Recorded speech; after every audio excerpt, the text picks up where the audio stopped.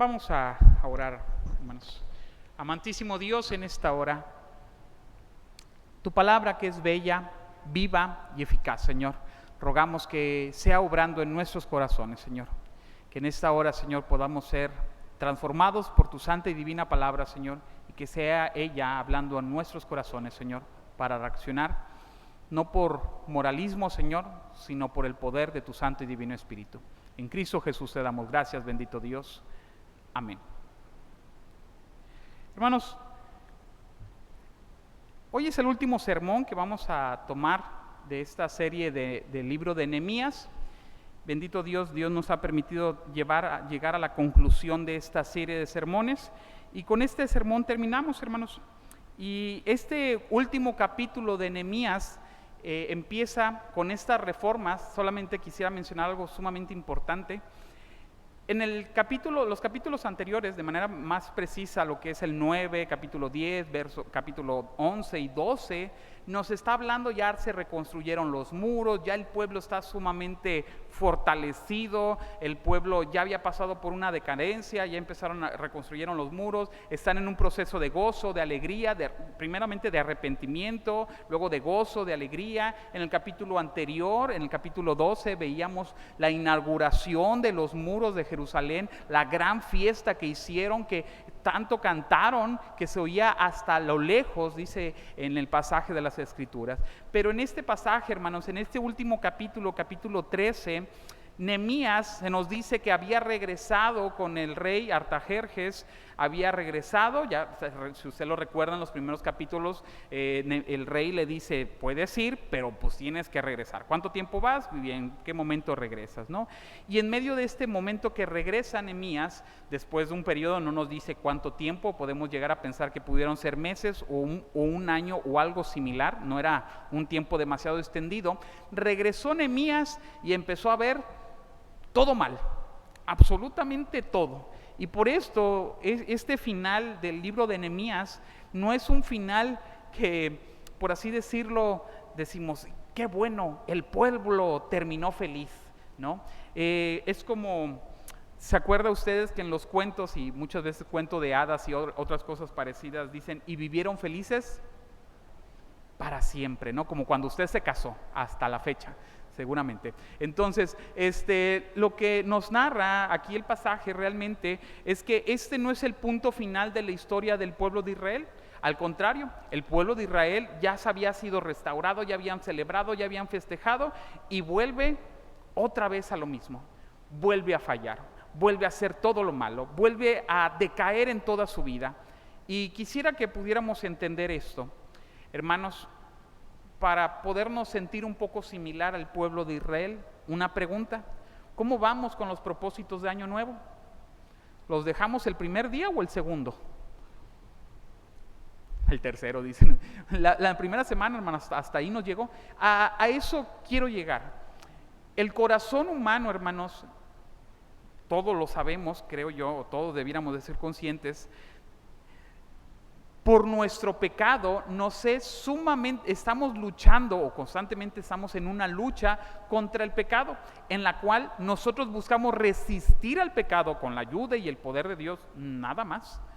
Pero constantemente estamos en una cuestión de falla.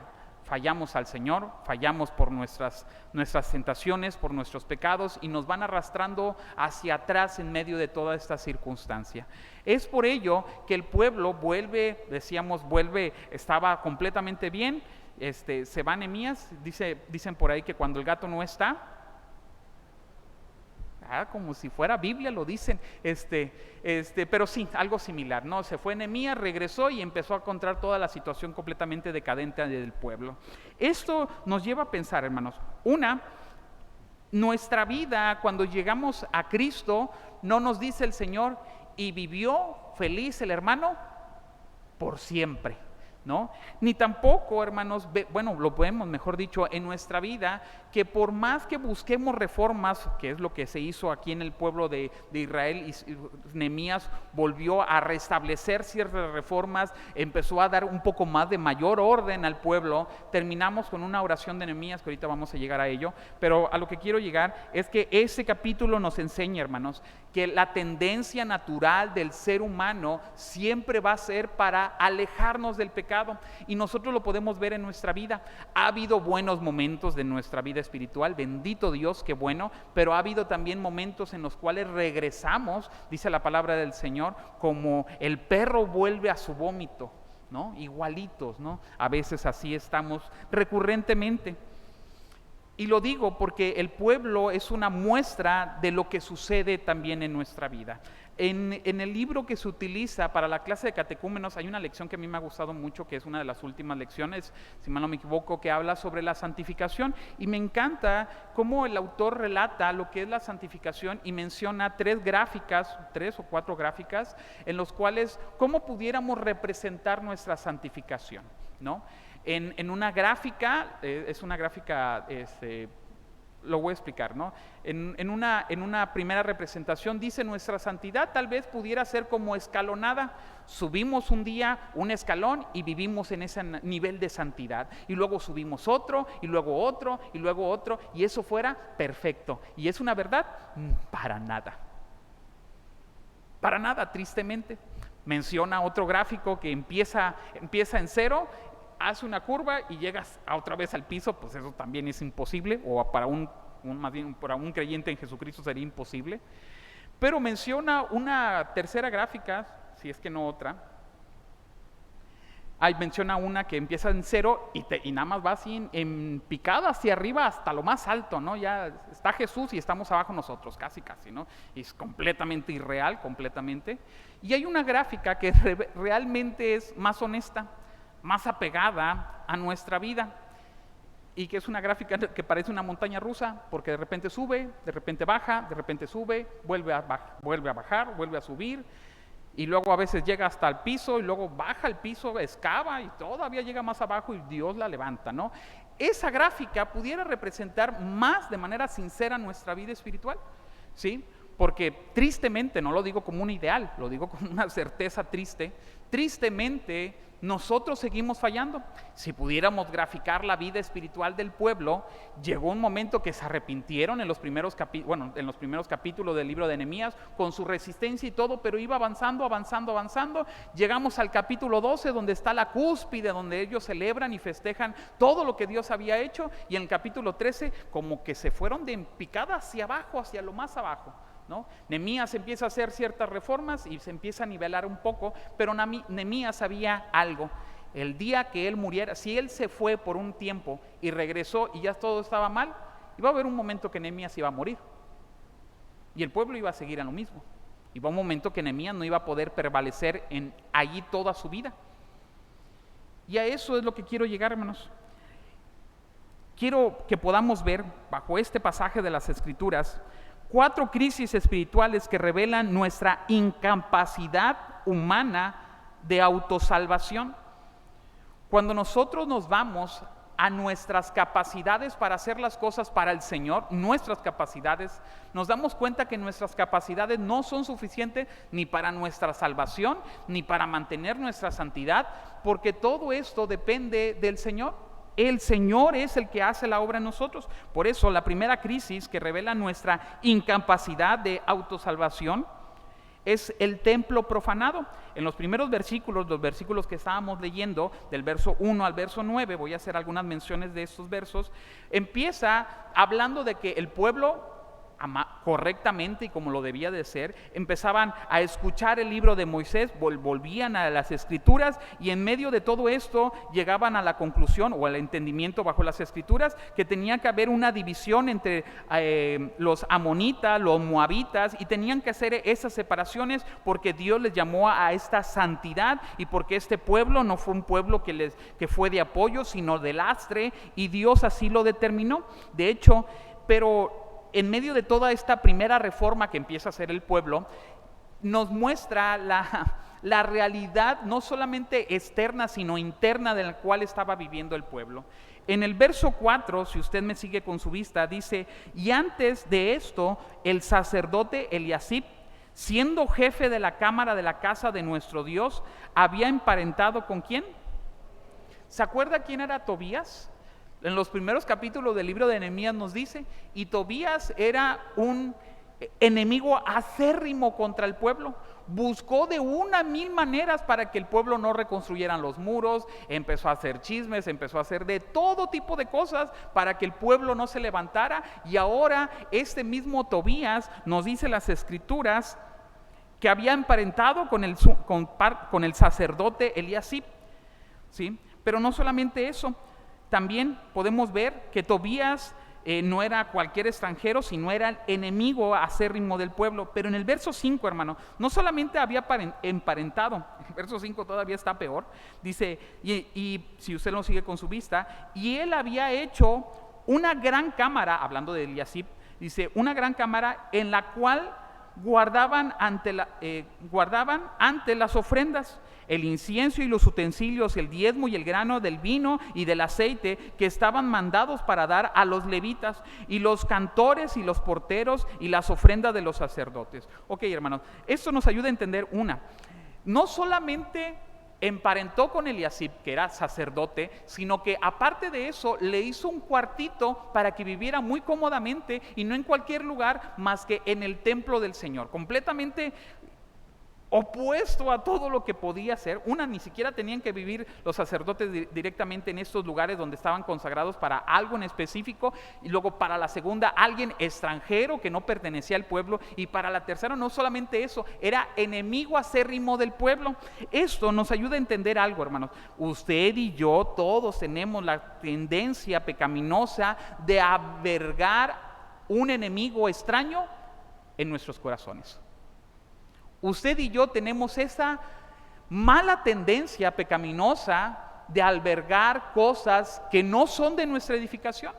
Que cuando Cristo nos dijo que nosotros somos templo del Espíritu Santo, ahí tenemos una mancha negra, no solamente negra, sino tenemos algo que verdaderamente busca hacer todo lo contrario conforme a las Escrituras.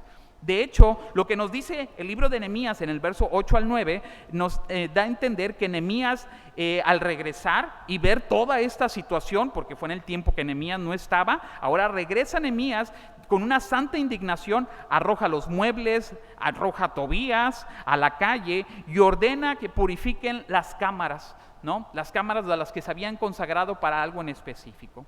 Eso principalmente nos habla de nosotros, nuestra tendencia pecaminosa a albergar en nuestros corazones nuestros pecados, nuestros deseos de los cuales no nos queremos separar. Les decía a los intermedios el día de ayer algo sumamente importantísimo, o al menos yo así lo percibo. Hermano, una de las características, entre varias, una de las características fieles que deben de habitar en el creyente no es que cuando luche contra el pecado siempre venza. Aquí estamos nosotros y no es una realidad, no siempre vencemos ni con las tentaciones ni contra el pecado. Pero una realidad no es tanto el vencer contra el pecado de manera cotidiana, sino que la distinción del creyente es que persevera luchando contra el pecado. Si alguien no lucha contra el pecado, él cree o él puede pensar que es creyente en Jesucristo y no lo es. Hermanos, el creyente en Jesucristo lucha contra el pecado. El creyente en Jesucristo no puede estar cómodo con el pecado. El creyente en Jesucristo verdaderamente dice: fallo al Señor, puedo estar fallando ahorita al Señor, y me arrepiento y me duele mi situación, y busca cambiar con la ayuda del Espíritu Santo, porque es la muestra de que estamos vivos. Hermanos, si luchamos contra el pecado, no es algo que debiera de tomarnos como vergüenza, es algo que nos debe de dar el entendimiento de que estamos vivos, de que el Espíritu Santo obra en nuestros corazones, porque cuando usted y yo nos sentimos sumamente cómodos con el pecado, lo tenemos albergado en nuestro corazón y le decimos, aquí estás bien, papacito, aquí vamos a seguir juntos, hasta que la muerte nos separe y nos lleve al infierno a los dos casi.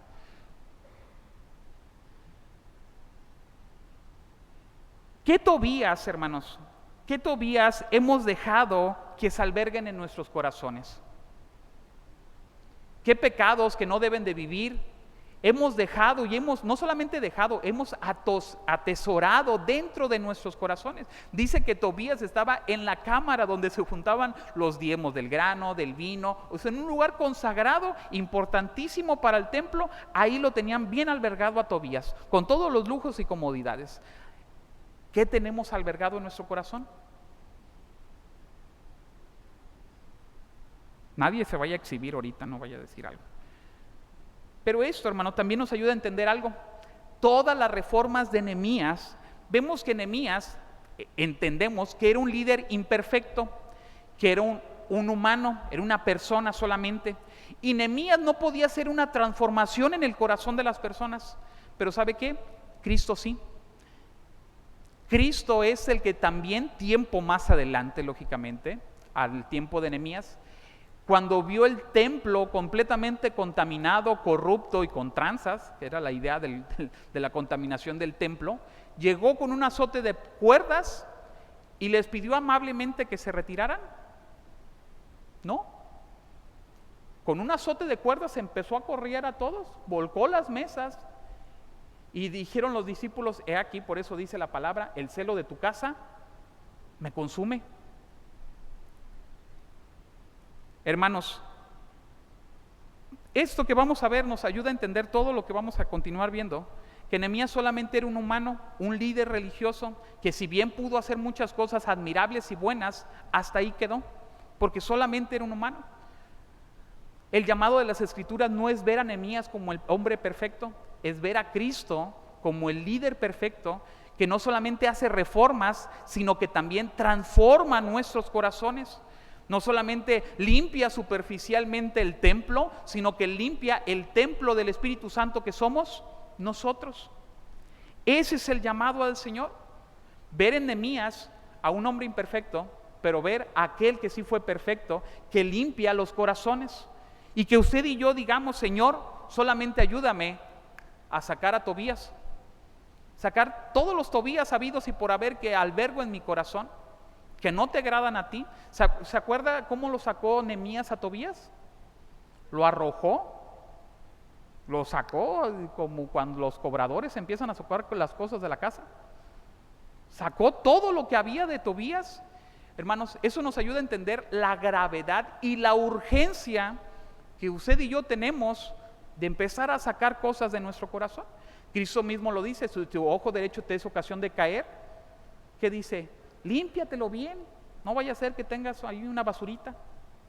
No, nos dice, arráncatelo.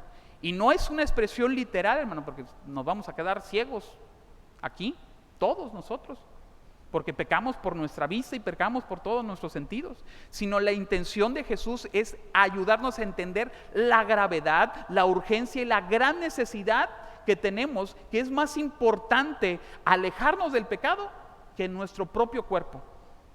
Esa es la intención, hermanos.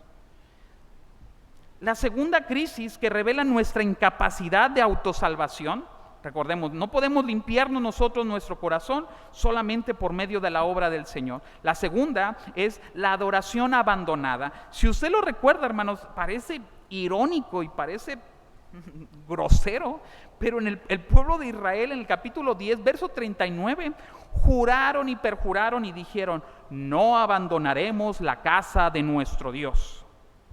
Pero aquí, en el verso 11, pregunta Nehemías al ver que el pueblo había dejado completamente abandonar tanto sus ofrendas, sus diezmos, todo tipo de cuidado, empezaban a no guardar el día de reposo y no guardar el templo. Lo que les dice Nehemías en el verso 11, ¿por qué está abandonada la casa de Dios?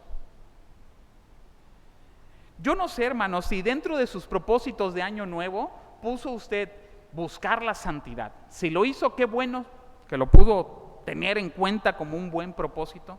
No sé si dentro de sus propósitos esté Dios, espero que sí, que dentro de sus propósitos dijera, yo quiero hacer ejercicio en este año. Se nota que muchos no, lo digo principalmente por mí, y dijimos, por el Señor, para guardar el templo del Espíritu Santo, para cuidar el templo del Espíritu Santo.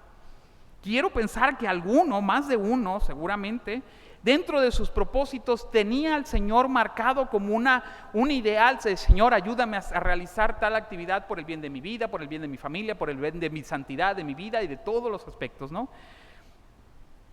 Pero hermanos, el pueblo de Israel había jurado, había perjurado, había dicho constantemente, no abandonaremos la casa del Señor. Y pasó un poco tiempo, nada más se fue Nehemías y los ratones se hicieron fiesta, al parecer.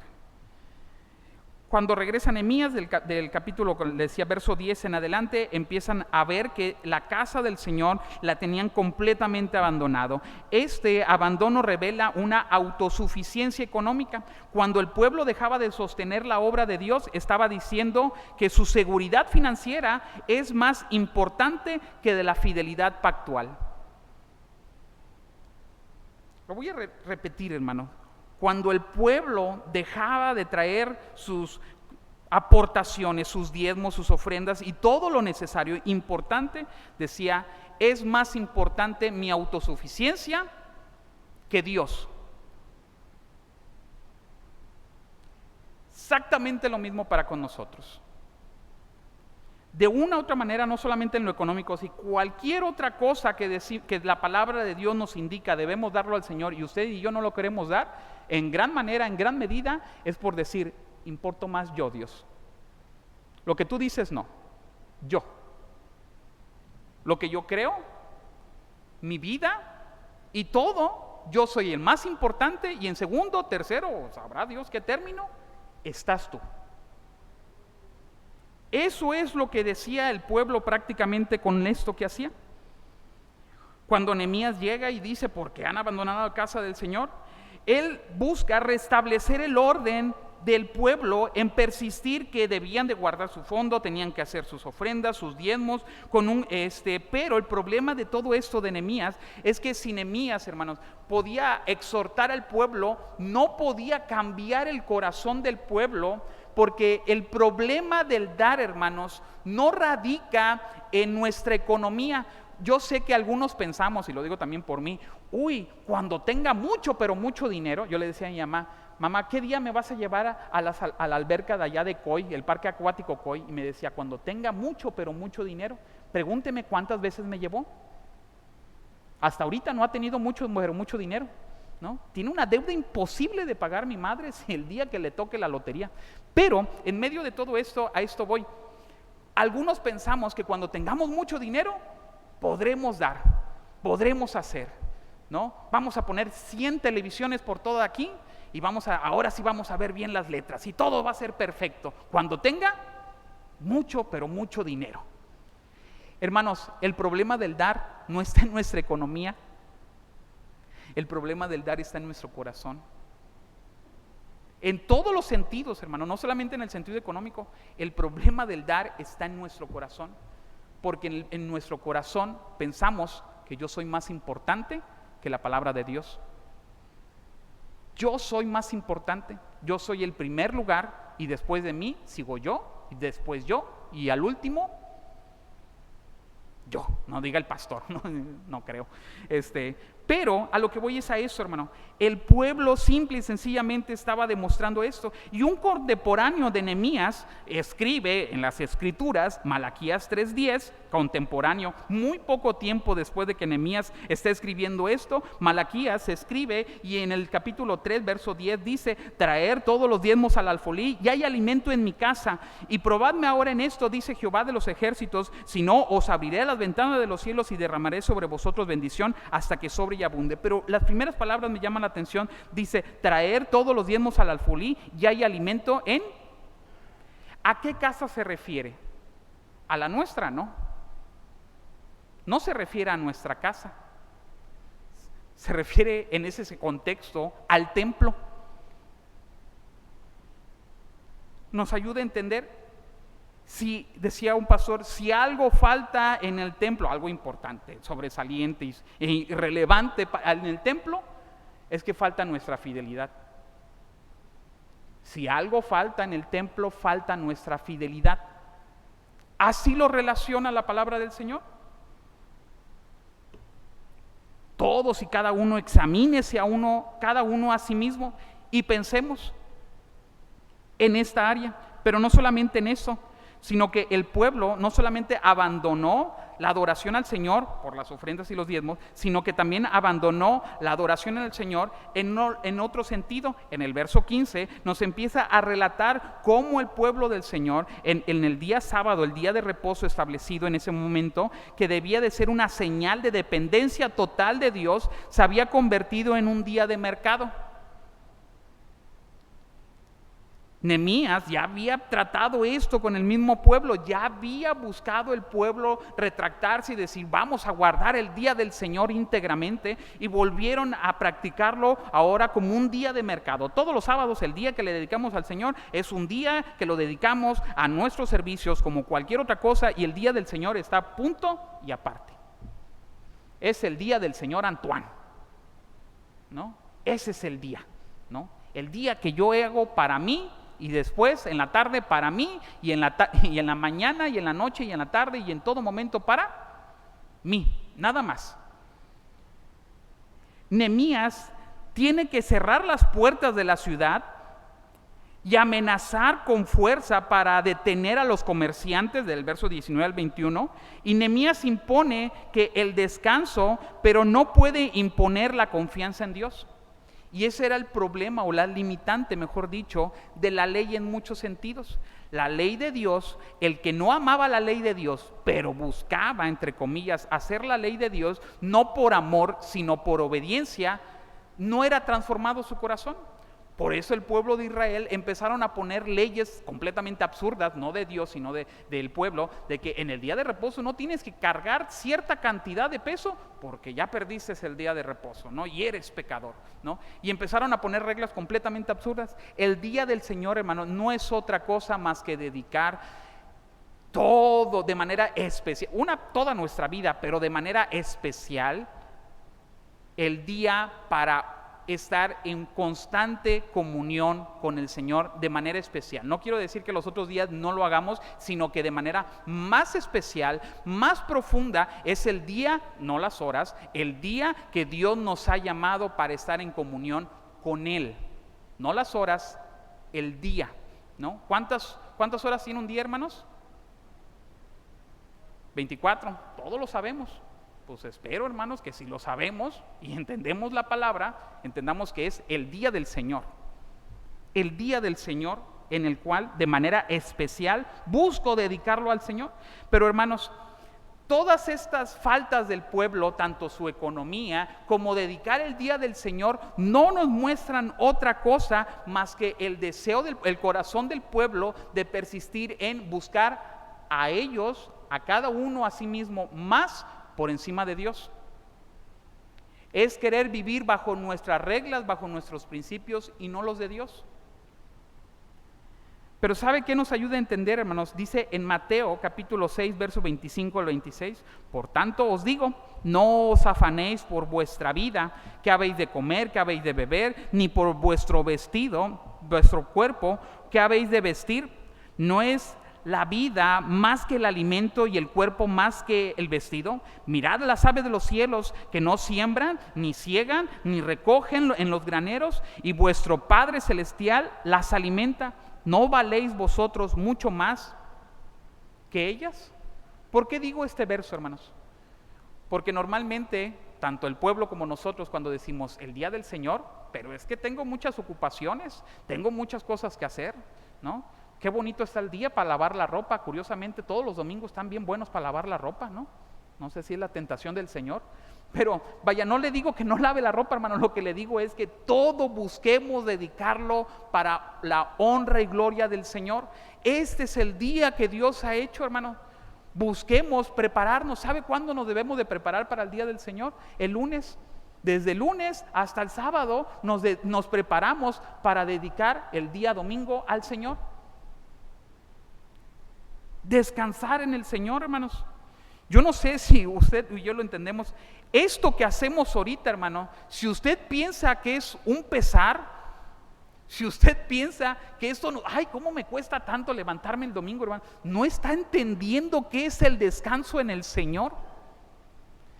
Esto, hermano, si a usted le pesa, no está descansando en el Señor, no está amando al Señor. Porque ¿sabe qué, hermano? Cuando uno ama al Señor, cuando uno es transformado por la obra de su Santo y Divino Espíritu, esto no es un pesar, esto es una necesidad. Así como la palabra del Señor no es un pesar, es una necesidad. Así como la oración no es un pesar, es una necesidad. Y cuando esto, hermano, se vuelve una necesidad, un deseo, como el salmista en el Salmo 84, cuán amables son tus moradas, oh Jehová de los ejércitos, anhela mi alma y aún ardientemente desea los atrios de Jehová. Mi corazón y mi carne cantan al Dios vivo. Aún el gorrión halla casa y la golondrina nido para sí, donde pongo a sus polluelos cerca de tus altares, oh Jehová de los ejércitos. Rey mío y Dios mío, bienaventurados los que habitan en tu casa, perpetuamente te alabarán. No puedo decir que el salmista tenía envidia, no lo puedo decir, estaría completamente mal, pero pareciera que el salmista dice, ¿cómo quisiera yo ser como aquellos bienaventurados que están el domingo en la casa del Señor? No, dice, bienaventurados los que habitan en tu casa, perpetuamente te alabarán. Nuestra falta de comprensión, hermanos, solamente de todas nuestras ansiedades, pensando que no va a ser suficiente el dinero, pensando que no va a ser el suficiente el tiempo, es porque no descansamos en el Señor. Y eso es algo que Nehemías no podía hacer, no podía transformar el corazón del pueblo para que ellos empezaran a descansar en el Señor. Pero ¿sabe quién sí transforma nuestro corazón? El Señor. El Señor es el que nos ayuda a ordenar nuestras prioridades. El Señor es el que nos ayuda a entender que nosotros no dependemos de nuestra economía, dependemos de Dios. El Señor es el que nos ayuda a entender que nuestros tiempos no dependen de nosotros, dependen del Señor. Cuando hay hermanos que trabajan, que por una u otra índole tienen que forzosamente tienen que trabajar el domingo y es completamente imposibilitado por distancias o por otra cosa, yo siempre les digo, hermano, oremos al Señor, que Dios le abra puertas, donde sea, como sea, lo que sea el Señor. No, yo no les digo qué tiene que hacer el Señor, pero que el Señor abra puertas para que usted pueda dedicar el día al Señor. Tercero, hermano, la crisis que revela nuestra incapacidad de autosalvación es la identidad asimilada. Estos versos me gustan bastante porque quiero practicarlos, pero a ver, no creo que nadie me deje. Pero en Nehemías capítulo 23 al 29 empieza un movimiento en el cual Nehemías empieza a denotar que muchos jóvenes, por así decirlo, de la edad de casarse, se empezaron a emparentar con mujeres moabitas, de Moab, de Amón y de Asdod.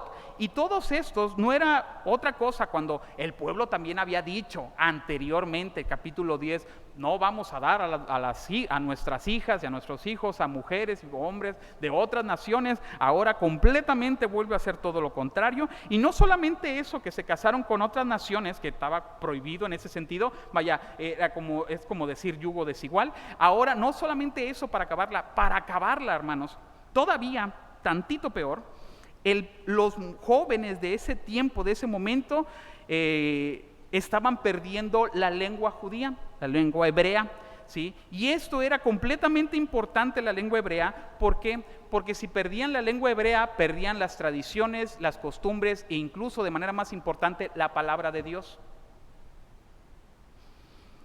Habían permitido que el mundo entrara en sus hogares hasta que el nombre de Dios se olvidó el nombre de Dios se olvidó de sus mentes. Quisiera leerlo porque se me hace muy importante. Nehemías capítulo 13, versos 25 y 26 voy a leer, y esto es lo que yo creo que debiera de aplicarse como una práctica pastoral. Dice, y reñí con ellos, y los maldije, y herí a algunos de ellos, y los arranqué ¿de dónde?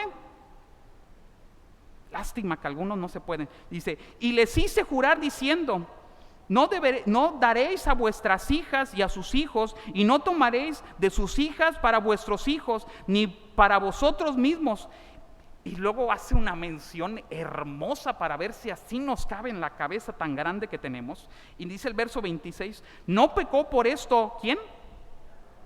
Rey de Israel. Hermanos, ¿se acuerda quién era Salomón? Un rey con mucha sabiduría del Señor. Después dice, continúa diciendo, bien que en muchas naciones no hubo rey como él, que era amado de su Dios, y Dios lo había puesto por rey sobre todo Israel, y aún a él le hicieron pecar. ¿Quiénes? Hermanos, ¿alguien puede levantar aquí su mano y decirme, ¿usted es más sabio que Salomón? Bendito Dios que nadie se atreve, hermano, porque nada más no soy como Pedro que le corto la mano por andarla levantando. Pero lo que nos ayuda a entender este verso es que nos dice, mira papacito, tú no eres como Salomón, ¿sí? Y Salomón con mucha sabiduría pecó por mujeres extranjeras, dividió el reino y hizo todo un desastre por andar con mujeres extranjeras, ¿no? No sé si por las mujeres o por las suegras, pero hizo todo un desastre, ¿no? Por darle rienda suelta a todos sus pecados. Y viene Nehemías y le dice, nadie de aquí es más sabio que Salomón. O sea, no vayan a caer en los mismos pecados que Salomón. Ni Salomón, siendo sabio, pudo resistirse o pudo luchar contra esos pecados. Nosotros que no somos así, no vamos a llegar ni a la esquina, ¿sí? Entonces, en el verso 28, y uno de los hijos de Joaída, hijo del sumo sacerdote Eliasib, otra vez para acabarlo, era yerno de Sanbalat. ¿Se acuerda quién era Sanbalat?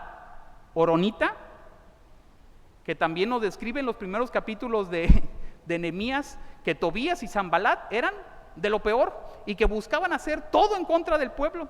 Y no solamente era el pueblo, también estaba ahí inmiscuido el sumo sacerdote para acabarla, que había emparentado no solamente con Tobías, ahora también con el otro. Y por tanto los ahuyenté de mí. La reforma externa de Nehemías intentaba separar los cuerpos, pero no puede separar los afectos, hermanos.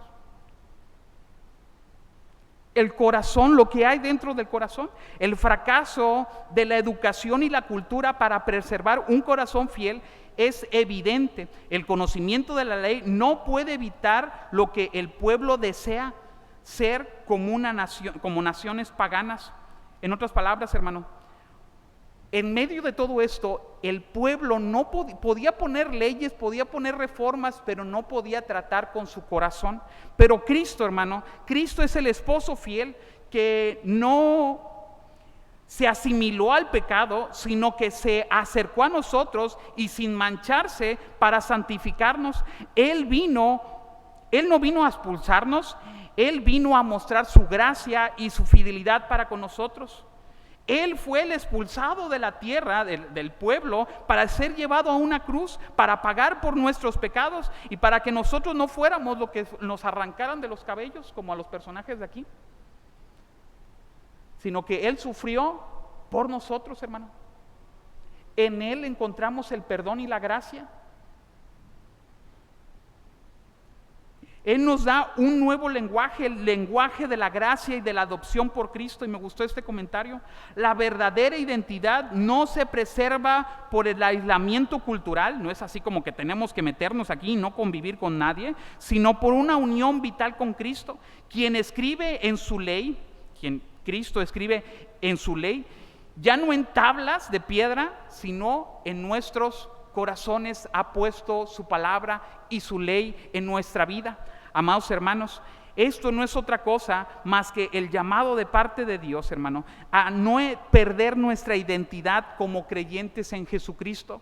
Nuestra identidad debe de estar anclada en Cristo, en su palabra, en su verdad, en vivir no conforme a mis caminos, vivir conforme a los caminos del Señor.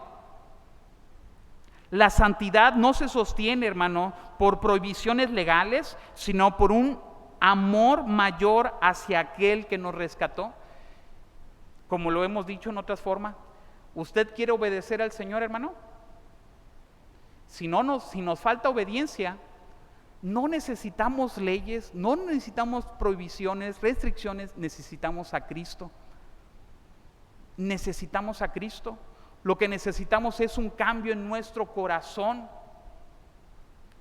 Y la cuarta y última crisis que revela todo esto, hermano, y muy resumidamente, es el ruego insuficiente. Verso 30 y 31, en estos versículos finales, se resumen las acciones de Nehemías. Él limpió al pueblo del extranjero, organizó las funciones de los sacerdotes, aseguró las ofrendas. En el papel de Nehemías, sus reformas fueron el éxito. Él ordena de vuelta a Jerusalén. En el verso 30 y parte del verso 31 dice: los limpié pues de todo extranjero y puse a los sacerdotes y a levitas por sus grupos y cada uno de sus servicios, y para la ofrenda de la leña y de los tiempos señalados que habían dicho también que iban a cumplir, no lo hicieron, y otra vez aquí lo está diciendo, y para las primicias. Pero termina diciendo el libro de Nehemías, el último versículo, la última parte: acuérdate de mí, Dios mío, para bien. El liderazgo de Nehemías, hermano, estaba limitado. Iba a morir o iba a salir de ese lugar nuevamente, y probablemente el pueblo iba a regresar a lo mismo, porque Nehemías no podía cambiar el corazón. Nehemías hizo leyes, hizo reformas, qué bueno, no lo desmerito, pero eso no cambia el corazón. Lo que cambia el corazón, hermanos, es aquel que se acuerda de nosotros. Se acuerda que esas palabras de Nehemías de acuérdate de mí, siglos más adelante, un malhechor en la cruz le dice a Jesús: acuérdate de mí cuando vengas en tu reino. La expresión de Nehemías es interesante. La expresión de Nehemías es: Señor, acuérdate tú de mí, porque el pueblo a mí me va a olvidar. El día que yo me muera, el pueblo se va a olvidar de mí, se va a olvidar de las reformas, se va a olvidar de tu palabra. Si se olvidaron de ti, que no se van a olvidar de mí. Pero le pide algo al Señor: acuérdate tú, Señor, acuérdate de mí, de lo que yo intenté hacer, de lo que yo busqué hacer. Pero si se fija, la petición de Nehemías está en sus obras: acuérdate de lo que yo he hecho. Amados hermanos, Nehemías es un hombre imperfecto, como nosotros. Nosotros no podemos decirle al Señor: Señor, acuérdate de mí, porque vamos a terminar peor, hermano, yo creo. Porque si le decimos acuérdate de mí, dice su palabra, por sus misericordias no hemos sido consumidos. ¿Quién se podrá mantener de pie si Dios mirara en nuestros pecados? Nadie. Nosotros no podemos llegarle y decir: Señor, acuérdate de mí, porque bueno, pues así que diga, uy, qué bueno es usted y yo. Pues no, hermano, fallamos, somos pecadores. Pero bendito Dios, que la respuesta está en ese malhechor que solamente le dijo: acuérdate de mí cuando vengas en tu reino. No le dijo: acuérdate de las cosas malas que yo hice, sino acuérdate de este momento que solamente estoy confiando en ti. Acuérdate que confío en ti, acuérdate que descanso en ti. Y ese es el propósito, hermano, que en medio de todas las reformas que pudiéramos hacer, entendamos algo: nuestra vida espiritual no depende de un pastor, ni depende de un consistorio, ni de los ancianos, ni de los diáconos. Nuestra vida espiritual, hermano, ni siquiera depende tanto de nosotros, depende del Señor.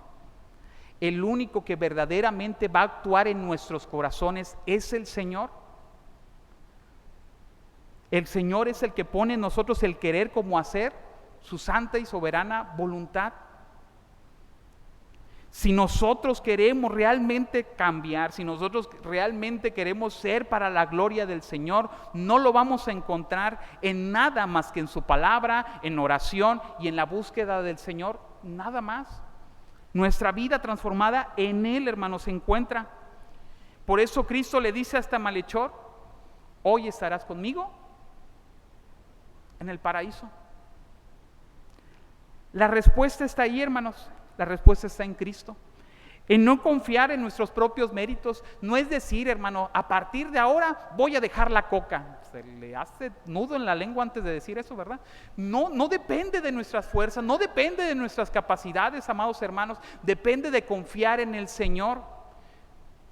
No es decir, a partir de mañana voy a hacer esto. Es: Señor, dame la fuerza para que a partir de mañana, no de mañana, de hoy mismo, a partir de hoy pueda vivir una vida que refleje tu nombre. A partir de hoy, hermanos, ya vimos afectos del pueblo, cómo el pueblo se encaminó, todos sus pecados eran hacia el mal, empezó a guardar su pecado en su corazón con Tobías, empezaron a descuidar el día de reposo, empezaron a descuidar sus ofrendas y sus diezmos, empezaron a descuidar la casa del Señor, empezaron a desviarse de su propósito, empezaron a quitar su identidad de creyentes en Jesucristo y a mezclarse entre otras naciones como yugo desigual, y en todo ello, hermano, podemos decir nosotros también hemos fallado.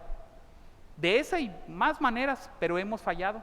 Pero si ahora en adelante queremos vivir una vida transformada, no necesitamos que sea 1 de enero del 2027, necesitamos que hoy entendamos que el Señor quiere transformar nuestra vida.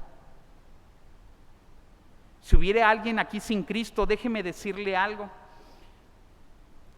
No vas a cambiar, si bien hay buenas motivaciones para cambiar, que uno dice, tengo que cambiar por el bien de mi familia, por mi propio bien, para cuidarme, para alimentarme, para muchas cosas pueden ser buenas, pero la única motivación que realmente nos va a ayudar a cambiar para bien va a ser encaminar todas las cosas para la gloria del Señor.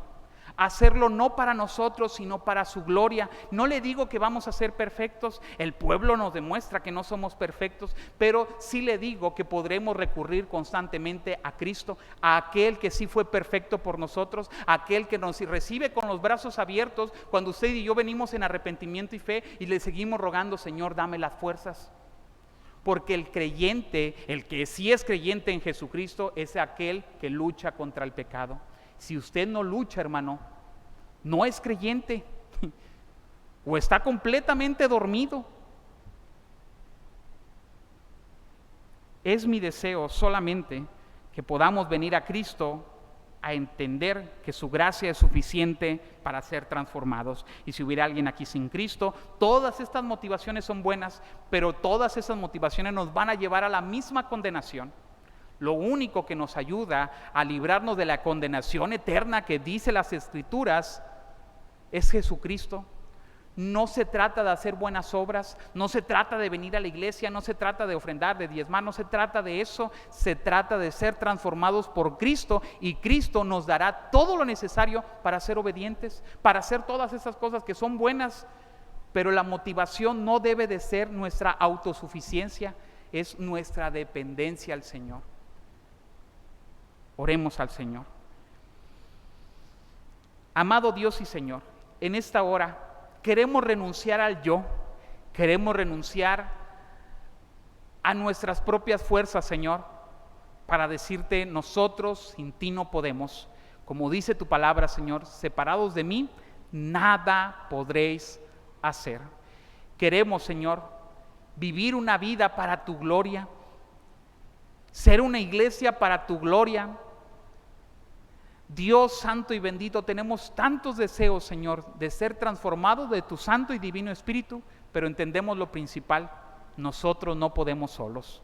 Que tu santo y divino Espíritu, Señor, nos ayude a entender, Señor, que el término de nuestra vida, el término de nuestra historia, el punto final, el cuando se diga y vivió feliz por siempre, es cuando lleguemos ante tu santa presencia, Señor, y ahí sí podremos vivir felices para siempre, en la plena majestad de tu gloria, Señor. Pero mientras estemos en esta vida, ayúdanos a recordar que todo creyente en Jesucristo lucha contra el pecado constantemente, Señor, con caídas, con victorias, pero siempre luchando contra el pecado.